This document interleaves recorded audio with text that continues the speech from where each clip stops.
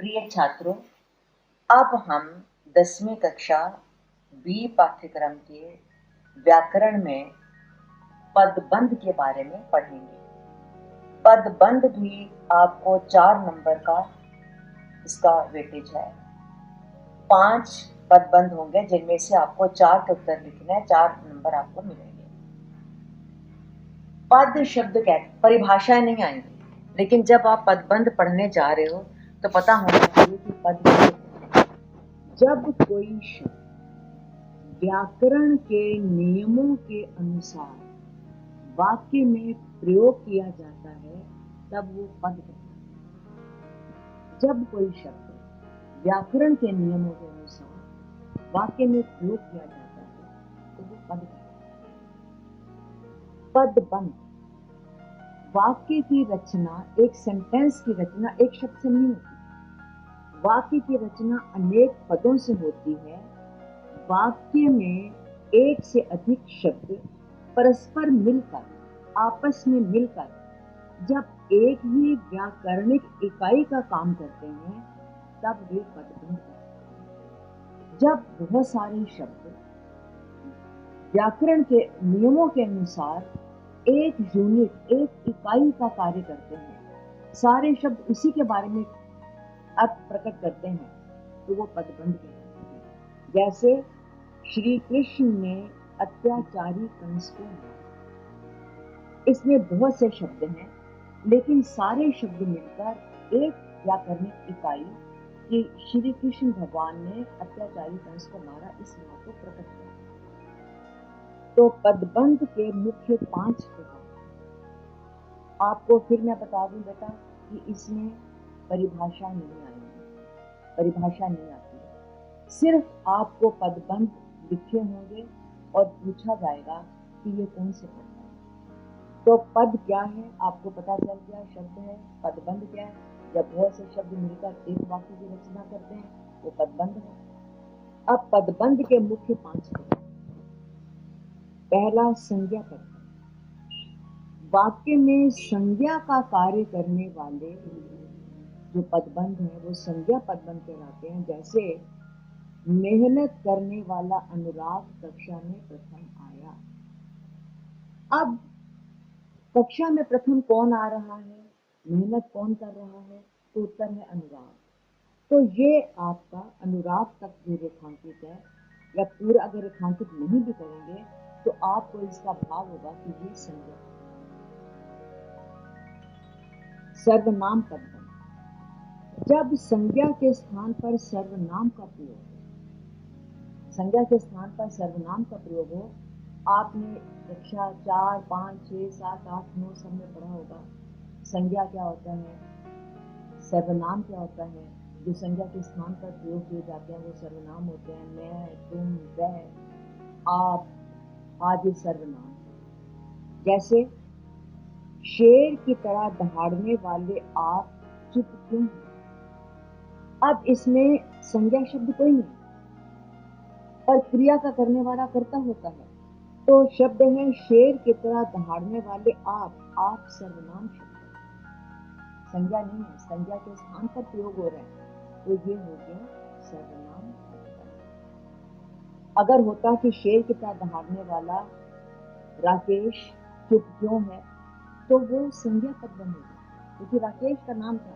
अब राकेश नहीं है, शेर की तरह दहाड़ने वाले आप सर्वनाम है तो सर्वनाम पदबंध। तीसरा पदबंध है विशेषण पदबंध। ये पदबंध संज्ञा सर्वनाम की विशेषता प्रकट करते हैं। जैसे घर के कोने में बैठा हुआ वृद्ध उसका पिता।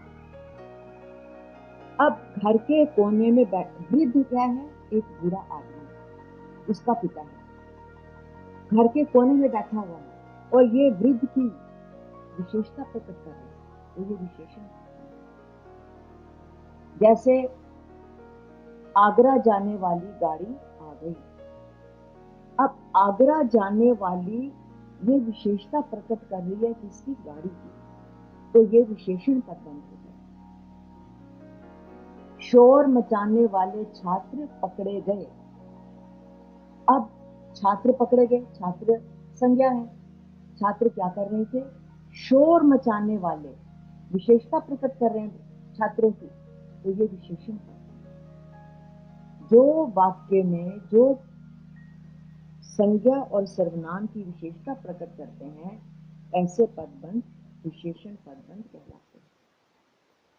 तो इसको पहचानना कोई कठिन नहीं है। क्रिया पदबंध पदबंध का चौथा प्रकार है। क्रिया पदबंध साधारणता वाक्य के अंत में ही प्रयुक्त होते हैं। इनका प्रयोग वाक्य के अंत में होता है। जैसे सभी छात्रों ने परीक्षा के लिए पाठ पढ़े, तो ये पढ़े पढ़ना क्रिया है और ये क्रिया पदबंध है। दूसरा उदाहरण है, आकाश में पतंग उड़ रही है, तो ये पतंग उड़ रही है, ये क्रिया पदबंध। पांचवा और अंतिम पदबंध है क्रिया विशेषण पदबंध। क्रिया की विशेषता बताने वाले पदों के समूह को क्रिया विशेषण पदबंध कहते हैं।